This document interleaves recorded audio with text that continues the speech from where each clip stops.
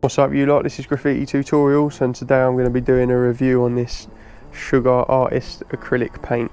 It's made by Ironlak, and basically the whole point of it, the reason it's called sugar, is because instead of putting petroleum in it, whatever that is, some harmful substance, it's made with sugar cane and water and alcohol and stuff like that, so it's a bit weird, but the idea of it is it's not as harmful, it's better for the environment, and it's just not as bad for your body, which is quite a bonus. Now these aren't brand new cans, I actually bought them. The reason I bought them was because I'd done a workshop and the person who I was doing it for wanted it to be like a non-harmful spray paint, so it was better for us to use this. And obviously the other non-harmful spray paints are like the Montana water-based ones and stuff like that, but they're about a £5 or a tin, and they're not as big as these as well. So it's £3.60 here in the UK, which ain't bad value for money really. It's more expensive than the original Ironlak, but then you have the bonus of it not being harmful. The thing is, it does still stink. It says it's a really low odour, but it still stinks. It's just not as bad for you. And it comes with this standard green sort of skinny cap on it. I'm just going to give that a little test out now. So you can get some pretty fine lines of it. It's a bit watery, a bit splattery. I'm just going to stick a fat cap on it as well. Well, actually we'll use it on this other colour. So this is just the fat cap that comes with the Montana black.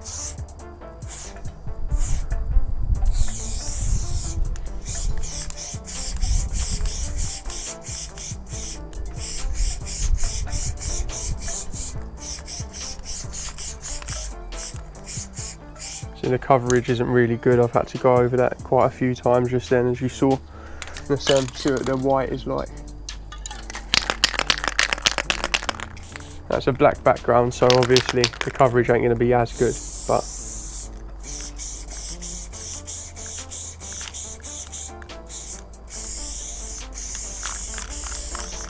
it's still quite a good coverage really. Right, so I'm going to paint over that quick, and then I'm going to do a piece just using all of these colours here. They didn't have a black, it was out of stock, so I'm going to have to outline it with a colour. The caps that I'm going to use is the one that comes with a Montana black for fills, because it's a fat cap, it's easy to fill in with, and then I'm going to use the standard cap that comes with it to outline them, so I'll let you know what I think of it at the end.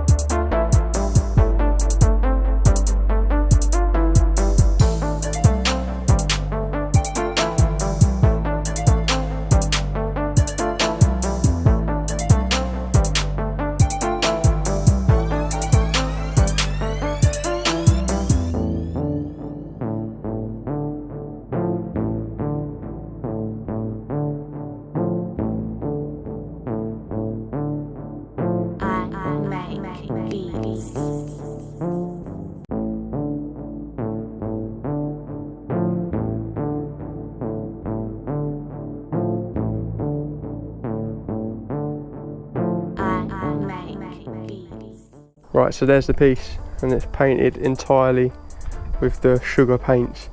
It's probably the ugliest bit of graffiti I've done in a while. It's fun to paint though with all the colours. But yeah, the main thing I'd say to watch out for on this paint is probably the fact that it's really drippy. But other than that, it's not too bad. If you've just started doing graffiti, I wouldn't really recommend using it, because like when you've just started, you find it hard enough to get decent can control as it is anyway, and all the drips and stuff. So this is going to be a bit of a nightmare for you to use, to be honest, if you already struggle with getting drips and stuff like that with normal paint. As you can see on some bits like this, it dries a bit of a funny colour. So it goes a bit patchy and dries funny colours on some bits, so you've got to watch out for that. But if you go over it again, then that usually gets rid of it. The coverage isn't all that. It's alright when you're just doing one line here and there, but when you're filling in shapes like this bit, it's still a bit patchy now, and I think I went over it about 3 or 4 times.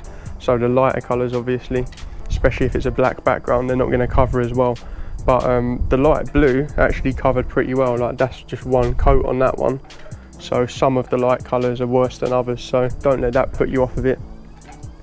Obviously it's summer at the moment as well, but apparently this stuff is really bad to use in the winter. The place where I get my paint from, well, one of the places I get my paint from, they used to sell it. They don't sell it anymore because they think it's rubbish, but they used to sell it, and I remember they actually had a sign up in their shop saying that they don't recommend using it in the winter. So although I haven't personally used it in the winter, they know what they're talking about there, so I'm guessing that it's a nightmare to use in the winter. So the big question is, would I recommend using it? And the answer to that is yes and no, because I wouldn't recommend using it as your main paint, but I would recommend using it if you're going to do a workshop or something like I did, and you can let them know that there is brands of spray paint out there that are safer for people to use. I'd still recommend using a mask as well, because it does stink a bit, but at least the fumes aren't harmful like other paints. And the reason I wouldn't recommend using it as your main paint is because of the fact that there's cheaper paint out there that is much better, like Loop and normal Ironlak is actually cheaper as well. So why are you going to pay more for paint that's crapper? Just wear a mask anyway, and you'll be fine with the other brands that have got more harmful toxins in. But at the end of the day, if you're wearing a mask, then you're protected from that anyway. So I wouldn't really recommend using it as your paint, but if you've got to use it, and if you can use that as a selling point to someone that wants you to do a workshop, then I'd recommend using it for those purposes, and the fact that it's cheaper than the water-based paints that they've got out. So if you found this review helpful, then make sure you click like, and make sure you subscribe for more reviews and tutorials in the future. Let us know if there's any videos you want me to make. I've had a lot of requests coming in lately, so I'm going to try and crack some of them out in the next few videos. But I had this paint just lying around in the studio, so I thought I'd just get rid of it and do a review while I'm at it. So yeah, make sure you hit the subscribe button as well at the end of the video, and I'll see you in the next video.